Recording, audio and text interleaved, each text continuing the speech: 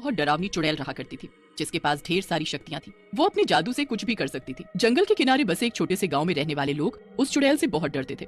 चुड़ैल हर रात को जंगल में घूमती थी और अपनी डरावनी आवाज में गाना गाया करती थी, जिसे सुनकर गाँव के लोग डर जाया करते थे। कुछ लोगों ने मिलकर एक तांत्रिक को गाँव में बुलाया था। बाबा जी, अब हम गांव वालों की जिंदगी आपके हाथ में है। आप हमें उस डरावनी चुड़ैल से बचा लें। आप चिंता मत करें, मैं इस चुड़ैल को अपने वश में करके एक बोतल में बंद कर दूंगा और फिर उस बोतल को समंदर में फेंक दूंगा। तांत्रिक जंगल में उस चुड़ैल को ढूंढने जाता है। तभी चुड़ैल गाना गाती उस जंगल में घूमने लगती है। तांत्रिक की आहट जैसे ही चुड़ैल के कान में पहुंचती है, वैसे ही वो गाना गाना बंद कर देती है। ये कौन है जिसने मेरे जंगल में घुसने की हिम्मत की है? चुड़ैल उस तांत्रिक को मौजूद देख गुस्से में आ जाती है। ए तांत्रिक, तेरी हिम्मत कैसे हुई कि तू मेरे जंगल में घुस आया? ए चुड़ैल, मैं तुझे यहाँ अपने वश में करने आया हूँ। मैं तुझसे बिल्कुल भी नहीं डरता हूँ। लेकिन तू अब डरेगा मेरी शक्तियाँ देखकर। चुड़ैल अपना जादुई मंत्र बोलती है और उस तांत्रिक को एक चींटी बना देती है। मुझसे कोई नहीं जीत सकता, कोई भी नहीं। मेरे जैसा कोई भी नहीं है।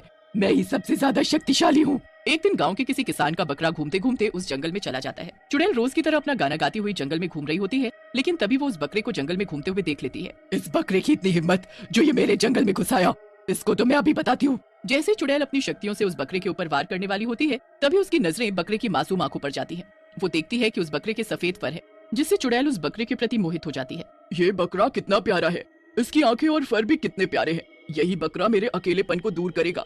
मैं इसे हमेशा अपने पास रखूंगी। चुड़ैल उस बकरे को अपने साथ अपनी झोपड़ी में ले जाती है और उसका ख्याल रखती है। उस दिन के बाद से चुड़ैल ने जंगल में आना बंद कर दिया। सारे गांव वाले ये सोचकर खुश हो गए कि चुड़ैल ने वो जंगल छोड़ दिया। चुड़ैल और उसका बकरा हमेशा साथ साथ रहा करते थे और उसको अच्छी घास खिलाया करती थी। एक दिन जब चुड़ैल सो रही होती है तो बकरा वहाँ से भागकर जंगल में घूमने लगता है। थोड़ी देर बाद जब चुड़ैल उठती है तो उसे कहीं भी उसका बकरा नजर नहीं आता। मेरा बकरा कहाँ चला गया? मुझे उसे झोपड़ी के बाहर ढूंढना होगा। चुड़ैल उस बकरे को बहुत ढूंढती है, लेकिन उसे बकरा कहीं नहीं मिलता है। आखिर मेरा बकरा कहाँ चला गया? कहीं वो मुझे छोड़कर तो नहीं चला गया? अब मैं अकेली क्या करूंगी? मुझे उसे जंगल में भी ढूंढना होगा। चुड़ैल उस बकरे को जंगल में ढूंढने चली जाती है। थोड़ी देर जंगल में ढूंढने के बाद उसे एक बकरे की आवाज आती है।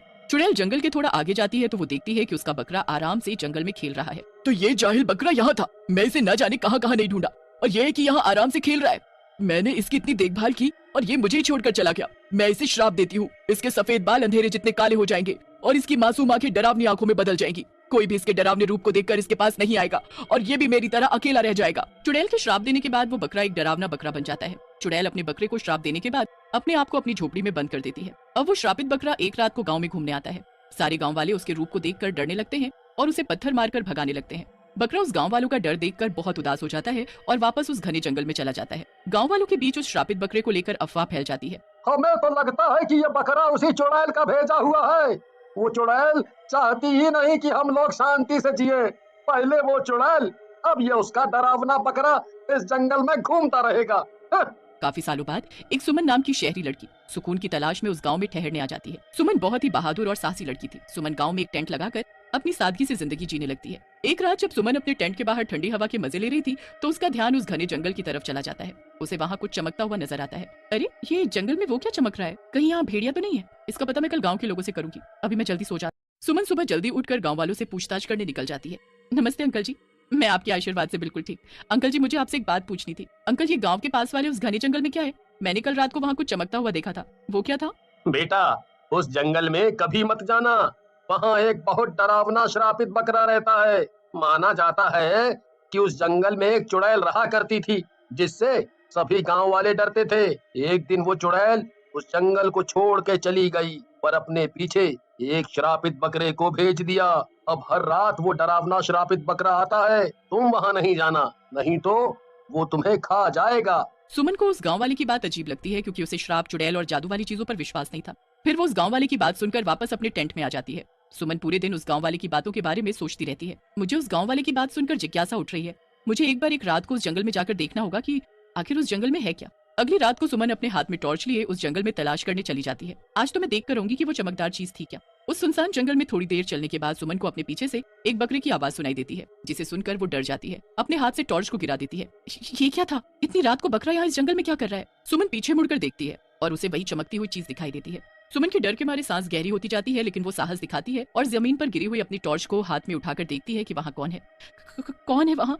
मेरे सामने आओ। सुमन अपने कदम थोड़े आगे बढ़ाती है और अपने सामने एक डरावना बकरा देखकर बहुत डर जाती है। आ, ये तो वही डरावना बकरा है जिसके बारे में वो अंकल बता रहे थे। सुमन फिर से साहस जुटाती है और उस बकरे के पास जाती है। सुमन अपना हाथ बढ़ाती है और बकरे के फर पर प्यार से हाथ फेरने लगती है। तुम चिंता मत करो, मैं तुम्हें कोई हानि नहीं पहुंचाऊंगी, तुम मुझे अपना दोस्त समझो। बकरा सुमन की आंखों में उसके लिए दया देखकर उसके पास आकर बैठ जाता है। क्या तुम वही श्रापित बकरे हो जिसे चुड़ैल ने श्राप दिया था? मैं वही श्रापित और डरावना बदसूरत बकरा हूँ जिसे चुड़ैल ने श्राप दिया था। मैं चुड़ैल का सबसे प्यारा बकरा हुआ करता था। चुड़ैल मेरा बहुत ध्यान रखती थी। एक दिन जब चुड़ैल सो रही थी तो मैं यहाँ जंगल में थोड़ी देर घूमने आ गया था। चुड़ैल मुझे ढूंढती ढूंढती इस जंगल में आ गई और मुझे उसे अकेला छोड़ने की वजह से हमेशा के लिए श्राप दिया। सुमन उस बकरे की कहानी सुनकर भावुक हो जाती है और मैं तुम्हारा दर्द समझ सकती हूँ। मैं तुम्हें इस श्राप से छुटकारा दिलाऊंगी। मैं तुम्हारी मदद करना चाहती हूँ, बस तुम मुझे चुड़ैल के घर तक का रास्ता बताते जाओ। क्या तुम चलोगे मेरे साथ? बकरा सुमन की बात मान लेता है। उसके साथ चुड़ैल को मिलने चला जाता है। भोर की पहली किरण के साथ वो और बकरा जंगल के बीचों बीच बूढ़ी चुड़ैल की झोपड़ी को खोजने के लिए यात्रा पर निकल पड़े। सुमन और बकरे की यात्रा बिल्कुल भी आसान नहीं थी। उन्हें जंगल में बहुत सी कठिनाइयों का सामना करना पड़ा, लेकिन इस पूरी कठिनाई भरी यात्रा में सुमन बकरे के साथ और बकरा सुमन के साथ खड़ा रहा। आखिरकार कई दिनों की खोज के बाद वे चुड़ैल की कुटिया पर पहुंचे। चुड़ैल की कुटिया के आगे वो बकरा जोर जोर से आवाजें लगाने लगा। बकरे की आवाज सुनकर चुड़ैल खुश होकर अपनी कुटिया का दरवाजा खोल देती है। मेरा बकरा, मुझे माफ कर दे, मैंने तेरे साथ बहुत बुरा किया, मुझे माफ कर दे, अब मैं तुझे कभी अपने से दूर नहीं करूंगी। आपका बहुत बहुत शुक्रिया। मैं इतने सालों तक इस कुटिया में बंद अकेले बिना अपने बकरे के कैसे रही हूँ वो मैं सिर्फ मैं ही जानती हूँ। आपका मेरे बकरे को यहाँ लाने के लिए बहुत बहुत शुक्रिया। आपका ये हृदय परिवर्तन देखकर मैं बहुत खुश हूँ। अब मैं चाहती हूँ कि आप इस बकरे को श्राप से मुक्ति दिला दे। चुड़ैल जैसे ही अपना श्राप को मिटाने वाला मंत्र उस बकरे पर फेरती है, वैसे ही बकरा अपने पहले जैसे रूप में आ जाता है। वो फिर से एक सुंदर सफेद और मासूम आंखों वाला बकरा बन जाता है। उस दिन के बाद चुड़ैल, बकरा और सुमन सब खुशी खुशी